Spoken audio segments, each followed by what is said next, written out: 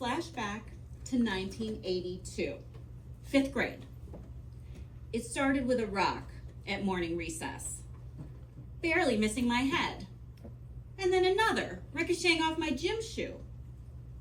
I looked over at the clutch of sniggering girls, the popular group. "Jenny," shrilled the ringleader.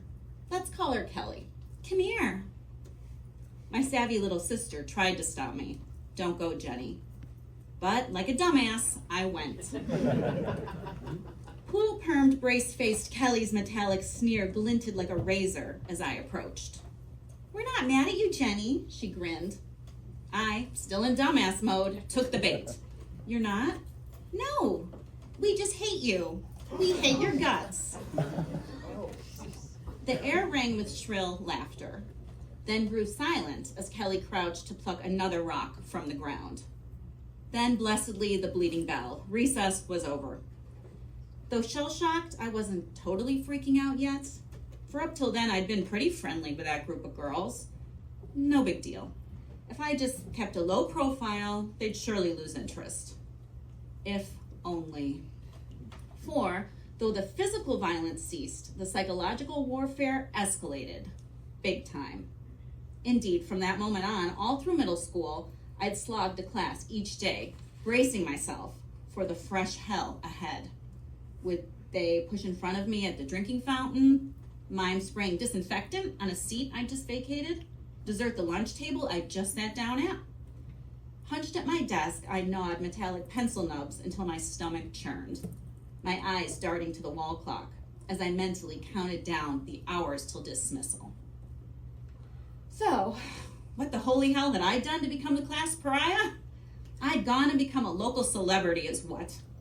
After years of acting in school and summer camp plays, I'd actually landed a role in a professional musical.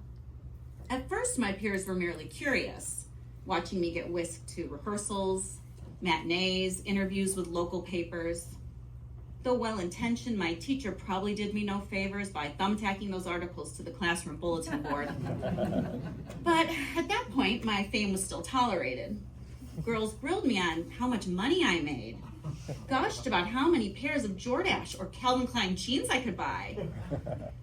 And then came the day my social status nosedived, the day the entire school took a field trip to see me in the show. I'll never forget the hush that fell over that side of the theater when I came on stage, the transfixed faces at curtain call as I took my bow. Outside the stage door afterwards, they surrounded me, requesting I sign their playbills. It was intoxicating, this micro taste of fame.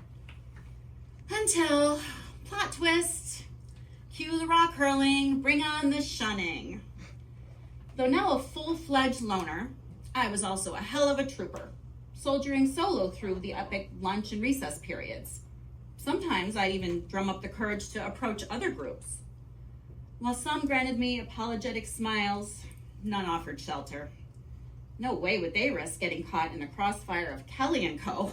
Who could blame them? Even so, no regrets. Big picture, what were a few years of solitary recesses compared to being the local starlet? So what if I sometimes wolfed my peanut butter sandwich in a bathroom stall? Who cares that I was always picked last for teams for PE? The show must go on. And go on I did. In fact, cast as the lead, Viola, in 12th Night as a mere high school freshman, I caught the eye of one of the coolest guys in school, a rock guitarist and a junior to boot. Talk about a social cachet upgrade. In the glow of first love, I was only too happy to lug cool guy's guitar case after his band practice, stop wearing makeup and nail polish as he favored the natural look, act out scenes from his favorite movie, 9.5 Weeks.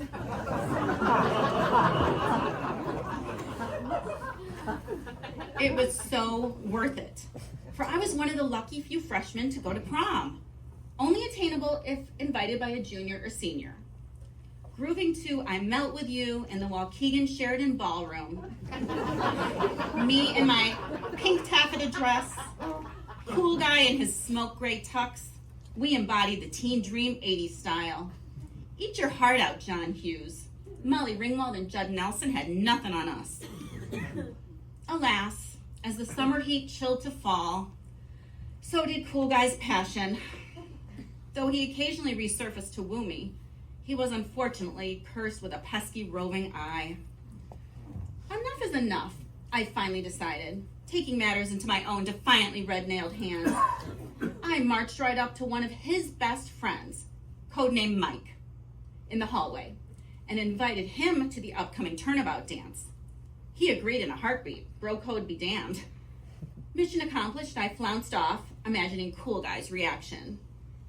Badass or bitch move on my part, tough call. But check this out.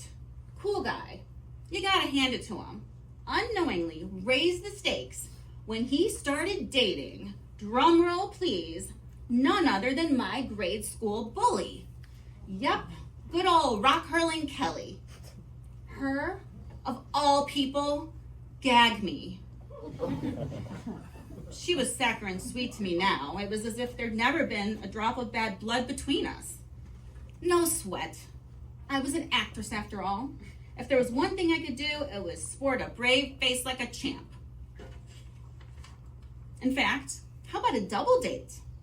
AKA 4 teens loitering on the train tracks at night. Kelly and I yucking it up as Mike showcased his party trick of twisting off beer bottle caps with his teeth, while Cool Guy brooded on the periphery. Then, lo and behold, another prom was fast approaching, with plans afoot to rent limos, book hotel rooms, party hardy. Though thrilled to have scored an invite again as an underclassman, oh, how I yearned for last year's prom with Cool Guy. And then, one Saturday afternoon, I was mooning about my attic bedroom, crooning along to The Cure, when my red rotary phone trilled. One single ring. Holy crap, how my heart soared. See, back in the bygone era of pre-caller ID, this was Cool Guy's signal that he was thinking about me. That's all it took. One single ring, and wham bam, our fiery courtship was reignited. All the more scintillating because we had to keep it under the radar. For what could be more romantic than a secret rendezvous to Baker Square to share a slice of French silk? Or a barefoot waltz on Zion Beach, rollicking against the backdrop of the towering nuclear power plant. We had to get back together. We simply couldn't wait. Except, of course, we had to. With prom around the corner, we decided to do the decent thing and hold off. But after prom, we agreed it was game on, all systems go. Then, at last, we would officially be back together. And so there we whirled again in the Waukegan Sheridan Ballroom, pointedly ignoring one another, aside for the odd heated glance behind our dates' backs. And there we sat later on, jam-packed in a rowdy hotel room, when our eyes suddenly locked in the mirror. With a solemn air, he tipped his head towards the door, which I answered with a subtle nod.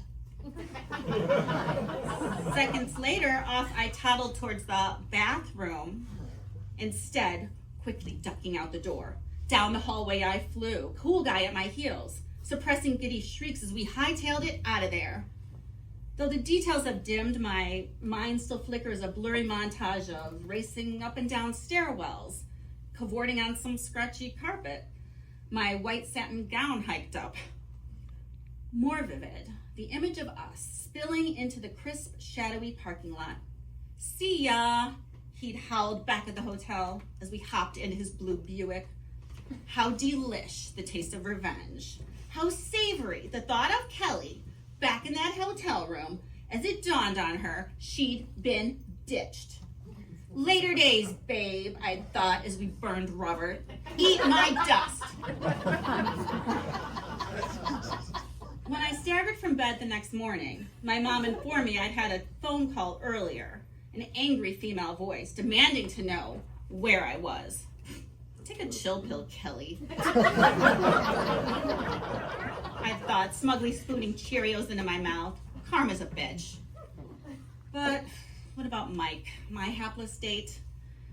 Though I like to think I had some glimmers of guilt, in reality, my adolescent one-track mind likely chalked it up to this old chestnut. If all's fair in love and war, there are bound to be civilian casualties. Then again, maybe karma really is a bitch, because my cool guy, he broke up with me again the next week. Thank you.